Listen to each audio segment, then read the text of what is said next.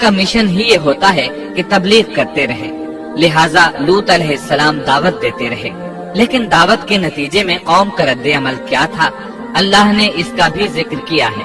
فرمایا بس اس کی قوم کا جواب یہی ہوتا کہ اللہ کا عذاب لے آ اگر تو سچا ہے۔ اسلام دشمن اور کافر قوموں کا جواب یہی ہوتا ہے۔ قوم عاد اور قوم سمود نے بھی یہی جواب دیا تھا۔ دوسری آیت میں ہے لوط نے انہیں ہماری پکڑ سے ڈرایا، یعنی انہوں نے کہا اے قوم اللہ کی پکڑ سے اور عذاب سے بچ جاؤ، محتاط ہو جاؤ، اس کی لاٹھی بے آواز ہے، لیکن وہ ڈرانے والوں سے بھی جھگڑتے ہی رہے۔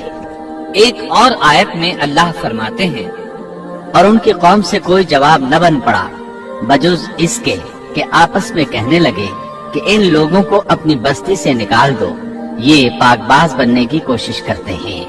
چونکہ یہ سب کے سب لوگ فحاشی، عریانی، بے حیائی، بے غیرتی، فسق و فجور اور بدکاری میں مصروف تھے، ان کے نزدیک پاکیزگی اختیار کرنا بے معنی کام بن چکا تھا۔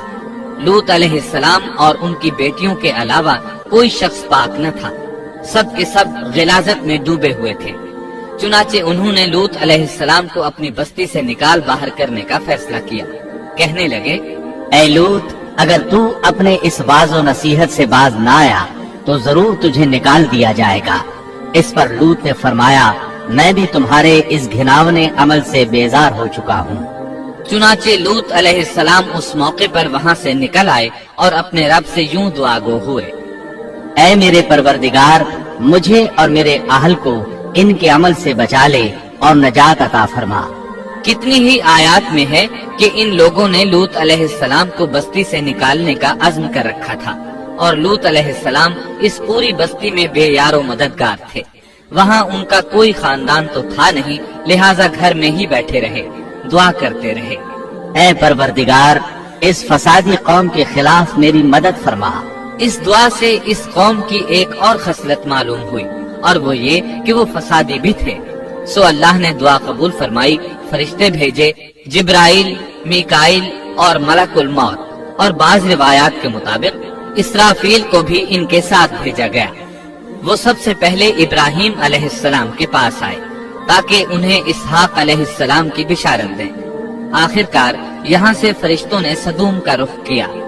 یہ فرشتے وہاں نوجوان لڑکوں کی صورت میں پہنچے، ان کی ٹولیوں کے پاس سے گزرے تاکہ انہیں آزما لیا جائے، ان پر حجت قائم ہو جائے۔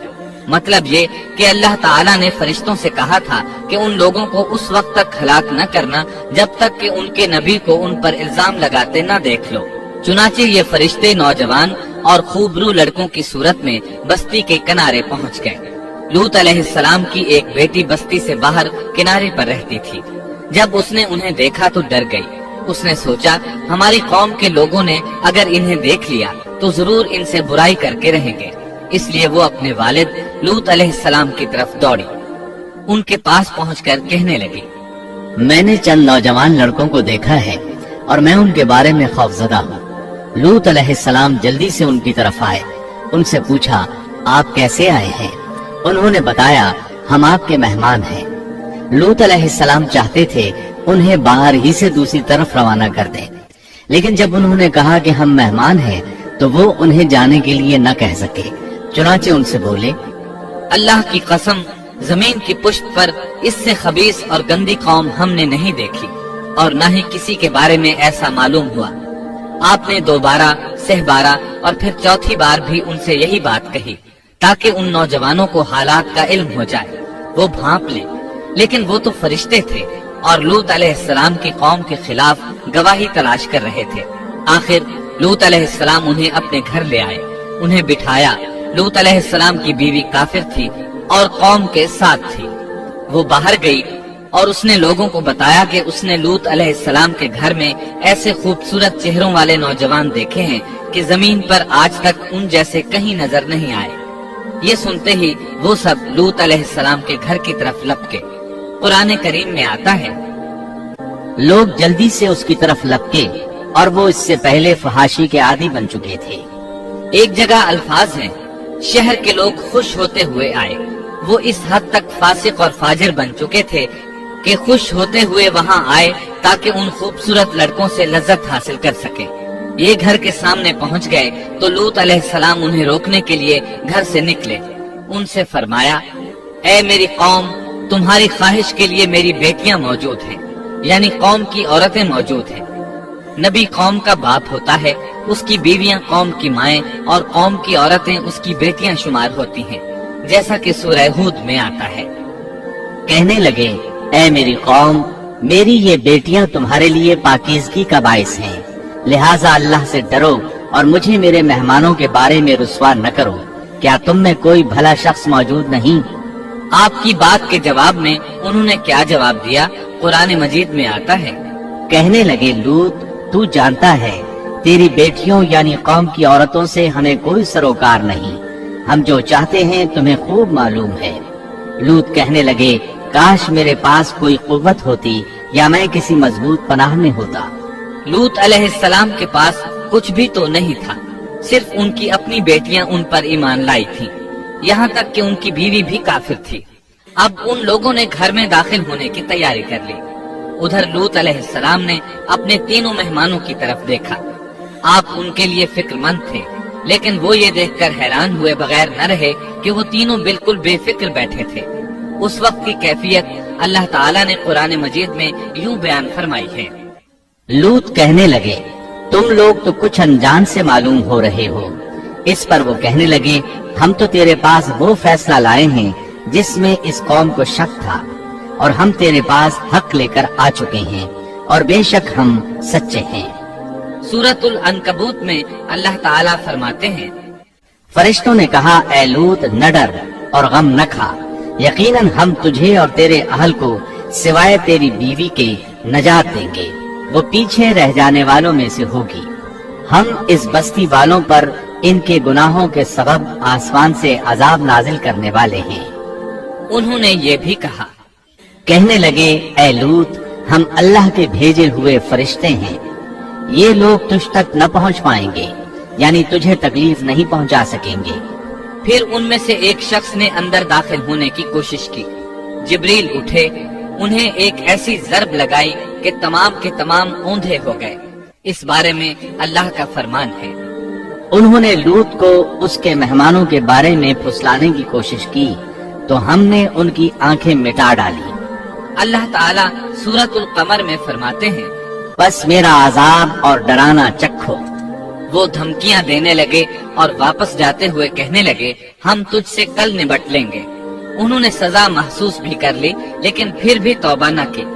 اس وقت فرشتوں نے کہا، یقیناً ان کے وعدے کا وقت صبح کا ہے، اور کیا صبح بالکل قریب نہیں؟ صبح تک انہیں مہلت مل گئی۔ فرشتوں نے کہا، اے لوط، اپنے اہل کو رات کے حصے میں لے کر نکل جا، اور ان کے پیچھے پیچھے تو چل، اور تم میں سے کوئی پیچھے مڑ کر نہ دیکھے، اور جہاں تمہیں حکم ہو چلے جاؤ۔ اور ہم نے اسے وہ فیصلہ سنا دیا کہ صبح ہوتے ہی اس قوم کی جڑ کاٹ دی جائے گی۔ چنانچہ لوط علیہ السلام نکل کھڑے ہوئے، ان کے ساتھ ان کی صرف 2 بیٹیاں تھیں۔ وہ بستی سے نکل گئے۔ پھر صبح ہوئی، روشنی پھیلنے لگی تو عذاب آ گیا۔ یہ عذاب کیسا تھا؟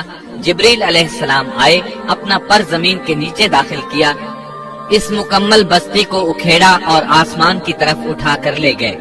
کہا جاتا ہے کہ فرشتوں نے اس بستی کے مرغوں کی اذان اور کتوں کے بھونکنے کی آوازیں سنی، اور لوگوں نے فرشتوں کی تسبیح سن لی۔ جبریل علیہ السلام نے ایک چیخ ماری، سب بجھی ہوئی آگ کی طرح ہو گئے۔ پھر مکمل بستی کو پکڑ کر الٹا دیا، ہر ایک کے لیے آسمان میں پتھر تیار تھا۔ بہرحال اس کو زمین پر دے مارا۔ اللہ تعالیٰ سورہ ہود میں فرماتے ہیں، بس جب ہمارا حکم آیا تو ہم نے اس کا اوپر والا حصہ نیچے کیا، اور ان پر کنکریلے پتھر برسائے جو تہ بتہ تھے، تیرے رب کی طرف سے نشاندار تھے، اور وہ ان ظالموں سے کچھ دور نہیں تھے۔ سورۃ الحجر میں اللہ فرماتے ہیں، روشنی ہوتے ہی انہیں بڑے زور کی چیخ نے پکڑ لیا، پھر ہم نے اس کا بلند حصہ نیچے کیا اور ان پر کنکر والے پتھر برسائے۔ سورۃ الشعراء میں اللہ فرماتے ہیں، اور ہم نے ان پر ایک خاص قسم کا می برسایا، بس بہت ہی برا می تھا جو ڈرائے گئے ہوئے لوگوں پر برسا۔ یہ ماجرا بھی سراسر عبرت ہے، ان میں سے بھی اکثر مسلمان نہ تھے۔ بے شک تیرا پروردگار وہی ہے غلبے والا مہربانی والا۔ سورۃ النجم میں اللہ فرماتے ہیں، اور اس نے الٹائی ہوئی بستیاں گرا دی، پھر ان کو اس چیز سے ڈھانپا جس سے بھی ڈھانپا، مطلب یہ کہ ان پر پتھروں کی بارش برسائی، پس تم اپنے رب کی کون کون سی نعمتوں میں جھگڑو گے۔ یہ شخص بھی پہلے ڈرانے والوں کی طرح ایک ڈرانے والا ہے۔ اس طرح یہ بستی سدوم بحر مردار کے علاقے میں تہس نہس ہو گئی، اور اس کے آثار و نشانات قیامت تک کے لیے چھوڑ دیے گئے ہیں۔ ان نشانات کو اسی لیے باقی چھوڑا گیا ہے کہ سارا جہان ان کو دیکھ کر عبرت پکڑے، فحاشیوں سے باز آ جائے، خاص طور پر سب سے بڑی فحاشی جو قوم لوط کا عمل تھا، اس سے باز آ جائے۔